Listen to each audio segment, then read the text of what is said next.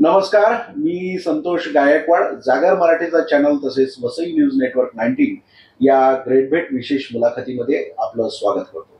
मंडळी, आपल्याला माहीत आहे की सध्या स्थानिक स्वराज्य संस्थांच्या निवडणुका या संदर्भात नवीन अपडेट्स येत आहेत आणि आज आपल्यासोबत पाहुणे म्हणून आहेत आपले दीपक मोहिते. 40 वर्ष त्यांनी पत्रकारिता केलेली आहे आणि त्यांच्याशी आपण संवाद साधणार आहे. दीपकजी, स्वागत आहे तुमचं. नमस्कार. आपल्याला माहित आहे की 2 सार्वत्रिक निवडणुका झाल्या आणि तिसऱ्या सार्वत्रिक निवडणूक महानगरपालिकेची होऊ घातलेली आहे.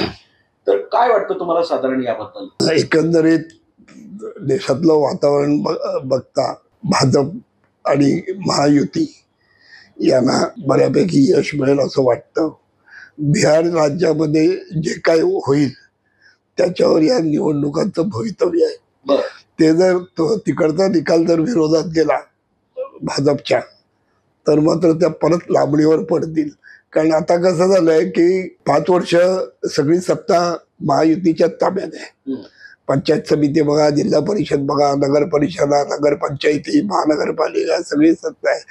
जर समोर पराभव होत असे दिसतोय तर मग कशाला निवडणुका घ्या. मग ते काही ना काहीतरी कारण हे करून पुढे ढकलतील. प्रशासकीय राजवट आहे तीच कंटिन्यू करतील. पण बिहार विधानसभेबद्दल थोडक्यात काय वाटतं? तिथे काय होण्याची शक्यता? तिथे टफ आहे. बीजेपीला पण, बीजेपी आणि नितीश कुमारला टफ दिले या लोकांनी.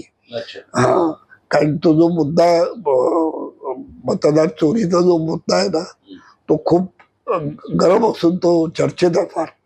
त्यामुळे कदाचित त्याला तिथे जबर फटका बसू शकतो. चुरशीची लढाई होऊ शकते. चुरशीची लढाई. आता सर, सध्या आज आपण बघतोय आता आपला नोव्हेंबर महिना येईल आणि इकडे जे वातावरण आहे परिवर्तन, तर काय वाटतं तुम्हाला? हे बिहारचा जर निकाल त्यांच्या फेवर मध्ये आला तर मात्र परिवर्तन अटळ आहे.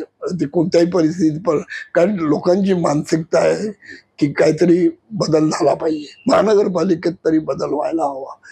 तसं कसं झालंय की आता इथे स्थानिक मराठी माणूस फार कमी झालाय आणि उत्तर भारतीय आणि गुजराती इतर समाज यांची लोकसंख्या वाढत चालली आहे आणि विधानसभेत जे आपण बघितलं त्याची कदाचित पुनरावृत्ती होऊ शकते. कारण शेवटी कसं, बीजेपी हा उत्तर भारतीय गुजराती लोकांना खूप जवळचा पक्ष वाटतो.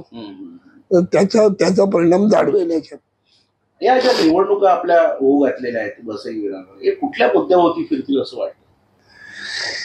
पहिली गोष्ट म्हणजे ज्या काही दैनंदिन जीवनातल्या समस्या आहेत, पाणी आहे, आरोग्य आहे, प्राथमिक शाळा पण अजूनही जिल्हा परिषदेच्या शाळा हस्तांतरित झाल्या नाही, वृक्ष कर घेता,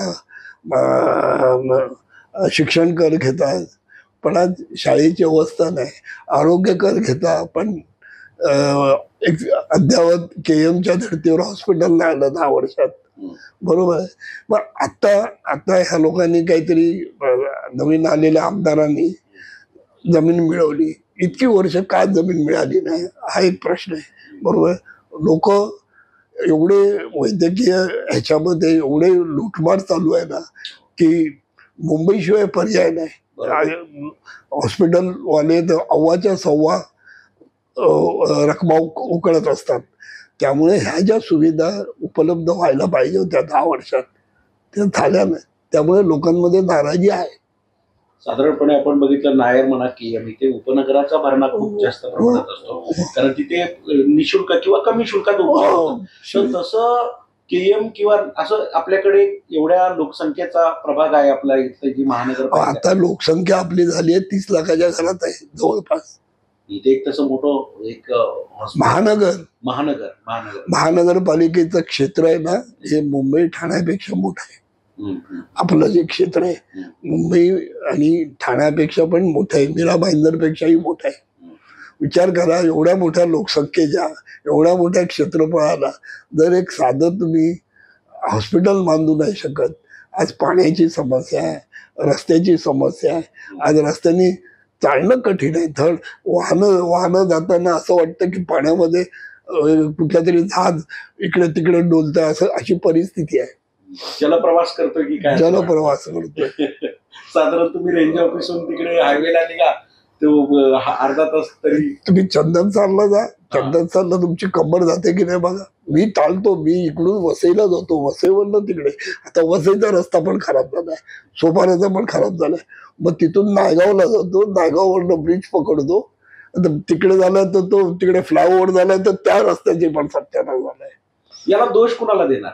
दोष म्हणजे राजकारणी लोकांनी त्याच्यावर अंकुश ठेवला पाहिजे ना. कारण हेच टेंडर घेतात, हेच सगळं करतात, तर क्वालिटी मिळणार कुठून? आणि त्याच्यामध्ये जे काय वापरतात साहित्य ते दर्जेदारच नसतं. डांबराच्या ऐवजी तुम्ही रॉकेल वापरलं तर कसं होणार? अशी परिस्थिती आहे सगळीकडे. आता 5 वर्ष महापालिकेत तरी हीच आहे प्रशासकीय राजवट. मग म्हणजे भाजपची सत्ता आहे, केंद्रात आहे, राज्यात आहे. आणि महानगरपालिकेत तर 5 वर्ष झालं, म्हणजे एक टर्म जशी असावी तशी ती ह्याच्यात. मग आता हे याच्यावर अंकुश ठेवायचं काय, म्हणजे कोणी काम करायचं? आता ज्यांच्याकडे सत्ता आहे त्या लोकांनी लक्ष दिलं पाहिजे की बाबा आतापर्यंत ठीक आहे, आपण आता सत्तेत आलो, त्यांनी त्याच्यावर नियंत्रण नाही सगळं. पण आता त्यातले त्यांचे लोकच नको ते उपद्याप करायला लागले. कोण गोळा करतोय, कोण टेंडर सेटिंग करतो. नवीन निवडून आलेले पण हे टेंडर घेत आहेत. आता 800 कोटीचं टेंडर कोणी घेतलं याच्यावर ना आता खमंग चर्चा चालू आहे. रोज येऊन भाईंदरवरनं माणसं येतात, ती कलेक्शन करतात. मुंबईतली राजकारणी इथे कचऱ्याचं टेंडर भरतात. कोण आहे ते? भाजपचेच नेते आहेत. फार स्पष्ट आणि परखडपणे बोलत आहेत सर. आता सर भारतीय जनता पार्टीनं 85 ते 90चं उद्दिष्ट ठेवलंय. तुम्हाला वाटतंय तेवढं ते गाठतील? तशी बिहारचा निकाल जर फेवर मध्ये आला तर ते उद्दिष्ट ते साध्य करू शकतात. कारण कसं आहे, आता त्यांनी ते फक्त एवढंच हे करतायत की त्या राज्यात काय होतं ते. आता सध्या त्यांच्या ज्या काही मातृसंघटना आहेत, त्या धार्मिक असो, सामाजिक असो, त्याच्यामध्ये हिंदू वाहिनी आहे, बजरंग दल आहे, RSS आहे, विश्व हिंदू परिषद आहे, या सगळ्या संघटना कामाला लागल्यात. पण ह्या लोकांना ही जी मंडळी आहेत बहुजन विकास आघाडीची, त्यांना त्यांचं हे वाटत नाही. पण ते व्यवस्थित पोखरतात निवडणुकीच्या काळात, त्यांचा शांतपणे आणि ते म्हणजे कसं की तुम्ही त्याला चुकीचं असं म्हणू शकत नाही.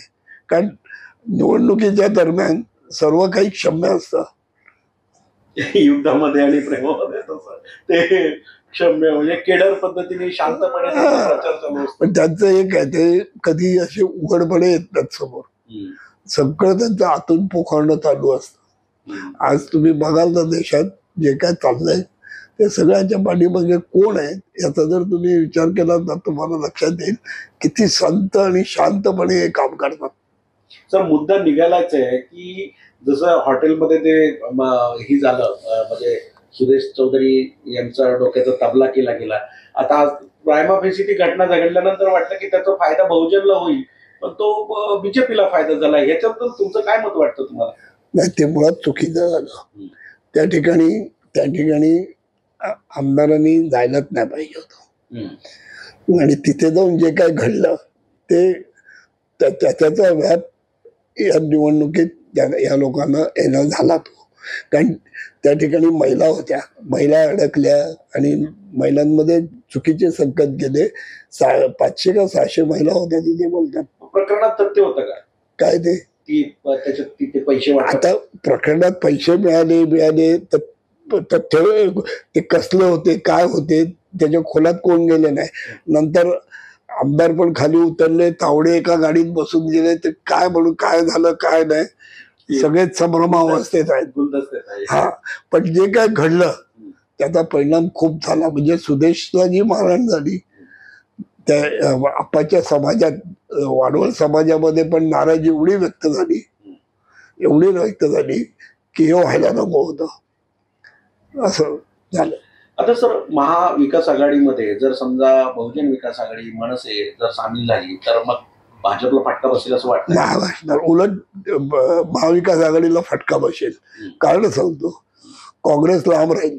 कारण मनसेची जी पॉलिसी आहे त्यांना सुरुवातीपासून मान्य नाही आणि ते सरळ सांगतात की आम्हाला मनसेबरोबर जाणं योग्य वाटत नाही. बरोबर. दुसरी गोष्ट, मनसे आली तर मुस्लिम, गुजराती आणि उत्तर भारतीय हे तिन्ही समाजातील घटक महाविकास आघाडीला थारा देणार नाही आणि त्याचा विपरीत परिणाम निवडणुकीवर होईल आणि भाजपला फायदा होईल. धन्यवाद मोहिते सर. आज आपण जागर मराठी आणि तसेच वसई न्यूज नेटवर्कला मुलाखत दिली. अशा अनेक मुलाखती काही वेळाने होणारच आहेत. सर, आपले खूप खूप आभार. धन्यवाद. धन्यवाद.